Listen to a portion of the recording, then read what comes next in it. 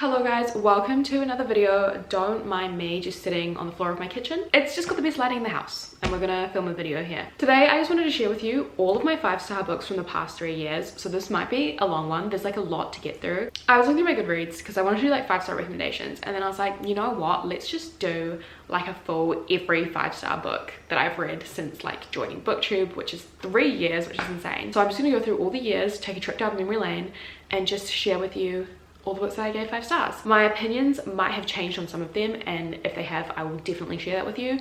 But let's just get started and hopefully you guys get some good recommendations from this list. Okay, so let's start with 2019. So all the books I read in 2019 that I gave 5 stars. So the first one is Vicious by V.E. Schwab. I didn't give the sequel 5 stars, but this one definitely 5 stars. Very, very good. Morally great characters, like dual timelines, and basically follow Victor and Eli, who have superpowers. Very fast read, very much recommend it. It's just incredible. So please give this a go. Then of course we have The 7 Husbands of Evelyn Hugo by Taylor Jenkins Reid. Such a good book. I feel like with the resurgence of Taylor Jenkins Reid, thanks to BookTok, this has become even more popular than it was back in 2019 when it was BookTube's like darling book. But again, it still holds up. I've reread it a couple of times and it's just still 5 out of 5 stars. It is amazing. Lots of twists and turns, lots of things you don't expect. It's just very good. Highly recommend it if you are one of the only people in the world that hasn't read it already. Then we also have The Song of Achilles by Madeline Miller. Another 5-star read for me that has really served the test of time thanks to BookTok. Like it's still very, very popular read. So this one is highly recommended. Tells like a love story of Patroclus and Achilles. So beautifully told, such beautiful lyrical writing, and just a really great story. So even if you don't like Greek mythology, I would still really recommend this because it's very accessible to people who don't actually know a lot about like classical history and stuff. But yeah, very good. Then we have Six of Crows by Leigh Bardugo, another really popular book. I feel like I'm starting with all the popular books because that was all I wanted to read back when I first started BookTube. But obviously this is YA fantasy, but it reads a little bit older. It's one of the more mature YA fantasies that I've read, which is why I think I gave it 5 stars. It is a classic heist novel where you follow 6 characters. So fucking good. Was done dirty in the Shadow and Bone TV show, to be honest. Like they did not adapt the Six of Crows storyline well in the TV show at all. And I also didn't love Crooked Kingdom, but Six of Crows is of course a 5-star read. Like so good. Yeah, this one also really deserves the hype. Then we have Sadie by Courtney Summers. Correct me if I'm wrong, but has this kind of like fallen off a little bit? Like I feel like it doesn't have as much hype as it used to. It definitely did back when I first read it, but it's just so good. This is another really good YA thriller. Our main character Sadie, her sister was murdered, and so Sadie goes missing. She goes off to like try and find the murderer. But then we also have like a different perspective, which is like a true crime podcast following like, where is Sadie, what is she doing, all that stuff. So good. Such an interesting book, and like so beautifully told. And the ending, like I was crying. I was fully crying. So if you like emotionally distraught books, read this one. Then we have Little Fires Everywhere by Celeste Ng. I really can't remember this at all but I gave it 5 stars. I think this is just one of those classic like general fiction adult contemporary novels.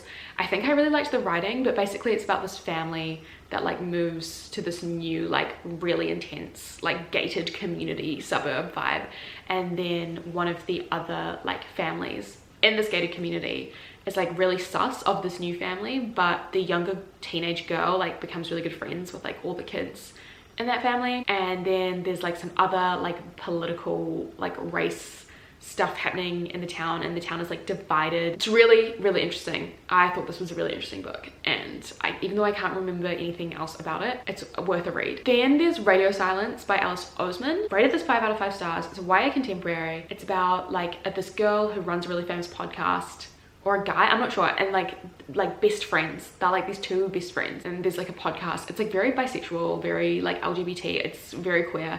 I can't remember anything else, but I remember really enjoying it and reading it really fast. So if you're in the mood for a YA contemporary, I feel like Radio Silence is good. I can't remember anything else about it, but I rated it 5 stars. Then we have The Hate U Give by Angie Thomas. This is another YA contemporary, very hard hitting. Basically, it's the story of a black girl who watches her friend get shot by the police, and he was also a black man. So it's this whole thing about like police brutality and racism that still exists in America. Very powerful, hard-hitting story. Again, I don't really remember like too much about it, but like that's the general gist of it. It was very powerful, very good. Of course I gave this 5 out of 5 stars, and I haven't read any of Angie Thomas's other books, but this one was very good. And yeah, definitely recommend this if you want like another very hard-hitting YA contemporary that's like very sad, very heartbreaking. It's good. This is an interesting one.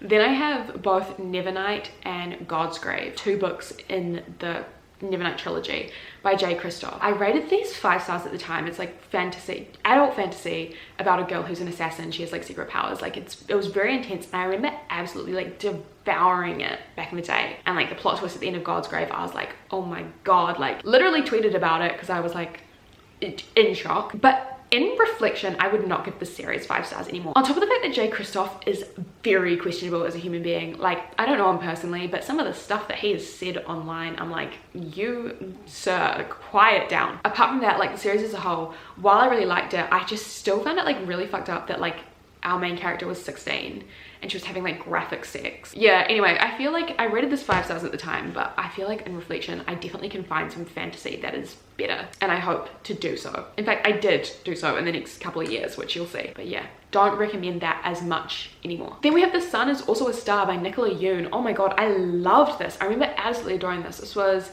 another YA contemporary. It's all set in one day, and it's about these 2 teenagers. One of them is from Jamaica and she's getting deported the next day, so she spends like one day in New York, and then she meets up with this like Korean guy who is like bailing on his interview for Yale because he doesn't want to follow in his parents' footsteps. Spend one day together, they fall in love, then they have to get like separated. It was really good. Another really sad story. Really loved this for like a YA contemporary romance moment, which is a genre I never read anymore, but like this was slay. Like this was good. Then we have The Final Empire, the first book in the Mistborn series by Brandon Sanderson. Don't remember anything. Remember loving it. I feel like with all the 2019 books, this is gonna be my general trajectory, which I like don't remember anything, but I remember loving this. It was like basically about this uprising, and our main character is like little like street urchin. She's got really strong powers, and then this guy who's like the head of this like anarchist group like takes her under his wing, and they try and overthrow the government. It was just like really cool. Loved the main character so much. This book was good at the time. Can't remember anything about it though. Then we have specifically Muse of Nightmares by Laini Taylor, which is the second book in the Strange the Dreamer duology. I remember liking both of them, but Muse of Nightmares really stuck with me. It's like YA fantasy, really good. Like, haven't read any other fantasy like it. It's just very powerful. And I remember, I think I liked Muse of Nightmares best because of its empathy towards more villainous, morally grey characters, and I think at the time I hadn't seen that yet, so that was excellent and I loved it. Then Red, White and Royal Blue by Casey McQuiston. I swear to god, whenever I see anyone mention this, I like kind of roll my eyes. I'm like, oh yeah, that book. But looking at my Goodreads, I was like, what? I rated it 5 stars though, so I must have really enjoyed it at the time. Anyway, this is enemies to lovers, gay relationship. Loved them. It's also like dealing with fame, specifically political fame, which was really interesting. Yeah, I must have really enjoyed it. A lot of other people love it more than me, I think, so I feel like go listen to like someone else talk about it, not me, because I don't remember anything, and I remember not liking it, but I gave it 5 stars, so that's weird. But yeah. And then finally, my last book in 2019 is We Are Okay by Nina LaCour. Another very short YA contemporary, very queer lesbian vibes, like old friends meet up. I can't remember a lot of it again, but it was very atmospheric and I really liked the story. It was very much a character-based story and I liked that. So I still recommend this. I still think it's good, very good. Moving on to 2020, I've only got a few books. The first is the Poppy War series. I only have my copies of The Dragon Republic and The Burning God here because the Poppy War I have lent to a friend, but this series, wow, 5 stars. Like every single book in the series is 5 stars. It was incredible. It's historical fantasy. We follow our main character Rin, who is a shaman. There is just a lot of political intrigue, a lot of like military stuff going on here. Like there is a huge fucking war, and it's also very much set in reality and history. So I definitely recommend checking this out. Still 5 stars. It's crazy to me that I read this in 2020, like 2 years ago. Like that's insane to me, but this whole series is fantastic. So please, if you're going to take any recommendation from this video, it's this series. Go read it. I feel like I have not enjoyed fantasy since reading that because nothing can top it. So if you have a fantasy recommendation that is as good as that series, then please let me know. Then I have Wicked Fox by Kat Cho. This is a YA urban fantasy set in Seoul. Again, I don't really remember anything about it. Our main character is like a nine-tailed fox, a gumiho, I believe, and there's like a romance going on. I think if I read this now, I probably would rate it a little lower, but at the time I really liked it, so good for Wicked Fox, I guess. The second book though in the duology is not good, don't recommend, but the first book I remember liking, so yeah. Then we've got Foul Sphere by Hannah Capin. Amazing contemporary novel. It's a retelling of Macbeth. I don't want to say too much about it, but like it's just so fantastic. I feel like you have to go in kind of blind. So good, amazing characters, very gripping. And then and then we've got Punk 57, okay, by Penelope Douglas. Give me a minute, okay, because this is a problematic fave. Yes, they weren't minors, they were 18, but like, did they need to be in high school? Could it have just been set in college? Yes, it could have. I don't want to like say too much. It's like enemies to lovers bully romance. He like bullies her, but then our main girl character, she is like a bitch. Like she's a bully herself. Like she bullies other people, and then like he bullies her, and there's so many twists and turns. There's so many twists and turns in this book. Just read it. Just read it. Read it, please. It's fantastic. It's like low-key childhood best friends to enemies to lovers. Then we have the 2021 reads. So last year, I read a lot in 2021, so I feel like there's a lot of books here, but let's go through them quickly. First is Female of the Species by Minnie McGuinness. I have a whole reading vlog on this, like on my channel from like way back when. Fully sobbed, fully sobbing, crying, throwing up, like so good. YA thriller, most morally great characters ever. Like, please read this. I don't even know how to explain it. But like, it's just so good. It's like hot girls killing people. Like, let's just think about that. Read it, please. Then we have My Lovely Wife by Samantha Downing, a really good thriller. It's just so good. It's about this like married couple that like kill people for fun because their like marriage is like getting a bit boring. So they're like, let's kill people for fun. Again, like heaps more twists and turns. Our female main character, she is so slay. Like I actually love her so much. If you're gonna read any thriller, please read this one. It's still 5 stars, so fucking good. Then we have The Invisible Life of Addie LaRue by V.E. Schwab. Another V.E. Schwab book on the list. I still love this. I feel like a lot of people don't like it. I still love this. People say it was repetitive. People say it was like long-winded and boring. No, it was good. It was good. Beautiful writing. Loved Addie LaRue. And every single bit that was repeated, like when people say it was repetitive, yeah, there are scenes that like, I swear to God, happened more than once. But like, they were all necessary. Like I devoured every single word in that book. Then we've got At Your Age, Eve Brown by Talia Hibbert. This is the only book in the Brown Sisters trilogy that I gave 5 stars, but genuinely love this so much. It's like enemies to lovers as well, and it's like also Grumpy Sunshine because Eve is like so great. Like I love her so much. She reminds me of myself. Like all of her negative traits, same girly. I felt validated. So please read this. So good. Like genuinely the best one in the series. Read the other ones too, but like this one especially to get to. Thank you. Then we've got The Wisteria Society of Lady Scoundrels by India Holton. My first ever historical romance. So good. So hilarious. Like laughing out loud moment. Enemies to lovers because our male main character is an assassin and our like main female main character is like a thief. And he's like has to kill her, but then they just like keep flirting and he like doesn't kill her. And oh, it's just so I want to make this into a movie and I want to play Celia. I'll dye my hair red. I don't care. Like, give me this role. Love this book so much. And I still haven't read the sequel, but I need to. It's really good. Then Such a Fun Age. Again, I can't really remember a lot about it, but I remember being like, wow. Like, it's just a very accessible, very good adult contemporary fiction. Really recommend this. A lot of like discussions about performative activism. I just really liked this book and you guys should read it as well. Then we have Felix Ever After.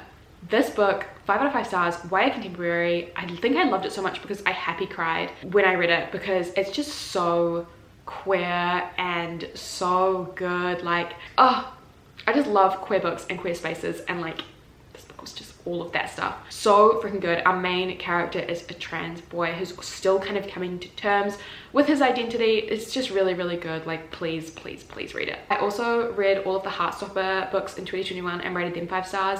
Just so cute about Nick and Charlie. It also goes into some like more hard-hitting topics, but through a really cutesy like graphic novel like art style. I still haven't watched the TV show. I still haven't.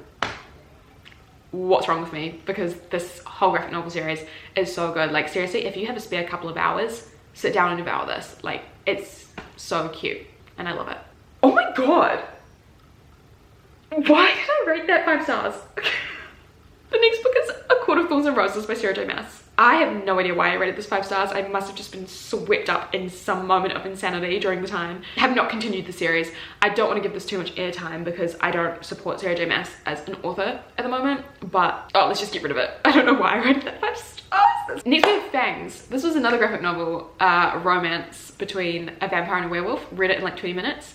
Very fun, very lighthearted, very cute. Still recommend it if you read graphic novels. And then we've got Clara and the Sun by Kazuo Ishiguro. I love Kazuo Ishiguro so much. So this book was fantastic. It is about like an AI, like it's told through the lens of an AI in this like dystopian science fiction world in the future. I don't know how to explain it. I'm so sorry. This has been such a piss poor video, but this is genuinely really, really good. And I really recommend a lot of Kazuo Ishiguro's works. So if you were into like a bit of sci-fi, a bit of dystopian, then like please read this. Then we have Tomi, which is a manga by Junji Ito. It's a horror manga. It's about this like succubus woman who is like very, very hot and then like kills a lot of people, and she multiplies. She literally multiplies somehow. But this was fantastic. Like this was, again, like she did that. She did that and I support it. Then we have Open Water by Caleb Azuma Nelson, I think off the top of my head is the author's name. It was a very, very, very good short little book. I really recommend this, about Black people in the UK and their identity, and then also like sexuality and love. Just so many different topics. So many beautiful quotes as well. I wish I had my copy with me here so I could like share some of them. But this book was fantastic and I really recommend it. I feel like it's very underrated. Next I have Beautiful World, Where Are You by Sally Rooney. I feel like I just gave this 5 stars because I was excited that it was Sally Rooney. Because on reflection, I don't find it as good as Conversations with Friends and Normal People. Like I just didn't find the characters as charming. I did not relate to it as much. And I can't tell you what happens. I can tell you exactly what happens in Normal People and Conversations with Friends. I read this more recently and I can't tell you a lot of what happens. So I don't think, yeah, I just got again swept up in the fact that I was reading a brand new Sally Rooney book, because of course there's like good quotes and like she's a great writer, but I don't really know why I gave this 5 stars. Probably more like 4 stars on reflection, but yeah. Another book where I'm not really sure why I gave 5 stars is The Spanish Love Deception by Elena Armas. I think I, again, just got swept up in the hype. I got excited that I was reading this really hyped up book, but like, did I love it that much? I never talk about it anymore. I never recommend it. I never think about it. It's like enemies to lovers fake dating, which are like tropes that I love, but I don't know. I think it was just slightly too long-winded for me. And like, I didn't love the characters a lot. I feel like everyone loves the male character in here, but like with Grumpy Sunshine, there has to be like, he has to be a really strong grumpy character for me to like him. Either way, I don't really think about this anymore, but I rated it 5 stars at the time. And then we have The Love Hypothesis by Ali Hazelwood. This is the last book that I rated 5 stars in 2021. I actually really like this. I know that it's Star Wars fan fiction. Didn't read like it, but then again, I don't watch Star Wars, so maybe that's the reason. But yeah, I really like this. Basically, it is like professor student, but like not weird, like appropriate ages, and they're scientists. And I think it's, oh my god, yes, it's fake dating. It is fake dating, and then also like very intense like pining, like oh my god, it's just very, very good tropes, and this was really, really good. And I do want to read more of Ali Hazelwood's books, but I've heard that they're all just like this Love Hypothesis different fonts, but I still want to like give at least one of her books, other books a go to see if that's true. But yeah, now we move on to my 2022 books. Obviously I'm hoping to have more 5-star books this year, but at the moment I've only got a few. I've been really strict this year and I've only read like 32 books. First we have Sweet Bitter by Stephanie Danler. This was fantastic. Contemporary fiction set in New York, and this is literally like a love letter to the hospitality industry. Something I never thought I would love, because I've worked in hospitality for a long time, but this like made me want to go back. Like, and I did. I do work hospitality now. Maybe I wouldn't love this as much if I read it now, but like this, it's so good. So good, and I really, really genuinely loved it. Really well told, very interesting. Yeah. Then we have Bear Town by Frederick Backman, probably my most recent 5-star read. This was fantastic. It's basically like a small hockey town and something really bad happens, and the town is divided. It's very, very good, and I didn't even realize that was a trilogy. I will be reading the trilogy. So yeah, this was fantastic. Then we have Not That I'd Kiss a Girl by Lil O'Brien. This is a memoir from a fellow New Zealander who is also a friend of mine. She's great. She gifted me her book and it is 5 stars. It is basically the story of Lil being like a teenager in small town New Zealand. I say small town because I live in the biggest city in New Zealand, which is again not that big, but small town New Zealand, coming out, well, hiding it from her parents, and then coming out and her parents basically disowning her. Like a very hard-hitting memoir that literally happened, is a true story because it's a memoir. Don't know why I had to explain that. You guys know what a fucking memoir is. But this was just really, really good, and I'm very much connected to this. Then we have The Queen of Nothing by Holly Black. Oh my god, that's right, I did read this year. This was really great little finale for the Folk of the Air trilogy. In fact, I'm just gonna say that this is a full 5 stars for the Folk of the Air trilogy because I love that YA fantasy series. Like, I genuinely still do in my like adult age. I genuinely ate that shit up. I loved all the politics, like all the political intrigue, like how the fairies hate humans. So good. And just elite enemies to lovers. Elite, like low-key bullying. Not even low-key, high-key bullying. So good. I love this. And Cardan's Tale, it's honestly fine. Y'all are just dramatic. Cardan having a tail is fine. Next is Addicted for Now by Krista and Becca Ritchie. I think this is like the 3rd or 4th book in the Addicted series, but I'm just gonna say that this is a general 5 stars for the whole series. This book, I mean, every single book in the Addicted series is fantastic. Follow Lily and Lo, childhood best friends. They were like fake dating to hide their addictions from the rest of their family, and then they decide to like real date and recover from their addictions, and it's just such a huge saga, but like genuinely so worth it if you like long-winded romance stories.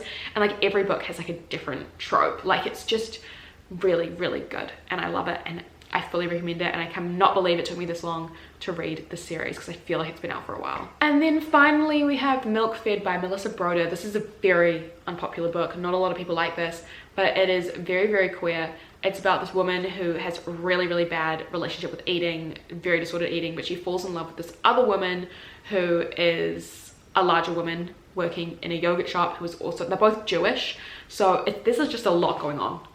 There is a lot going on, but it's one of those very like stream of consciousness, like introspective vibes. And I feel like Melissa Broder is just excellent at writing really unlikable characters and just bringing a lot of human truths to the surface that a lot of people don't want to think about. I really recommend it. Even if people hate this, I just want to put Melissa Broder's writing out there a bit more. But this was very good. I liked it. So those are all my 5-star reads. Please let me know, based on like these books, let me know if you have any recommendations for me. I absolutely adore getting book recs. So yeah, please do that. Please do that. But yeah, again, thank you so much for watching this video. I do have another vlog coming out soon. And yeah, that's all. I'll see you soon. Bye.